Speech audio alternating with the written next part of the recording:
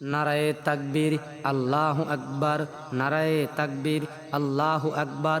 দিন, ইমান, ইসলাম, এহসান। বিশ্বলি খাজা বাবা ফরিদপুরি বিশ্ব জাকের মঞ্জিল উরুস শরীফ উদযাপন 2026 সাল জানুয়ারি মাস 10 তারিখ থেকে বিশ্ব জাকের মঞ্জিলে উরুস শরীফ অনুষ্ঠিত হবে।